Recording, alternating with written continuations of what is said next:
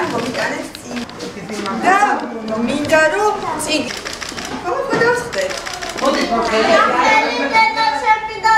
ფიცხელი ბრძოლა გაიმართა. ერთ-ერთი საბრძოლო კოშკს სოფელში იზრდებოდა. აბა შეუძლიათ გაიქცოს. მოდი აბა. შეხედე. აი ნახე რა კარგი ბიოგრაფიებია.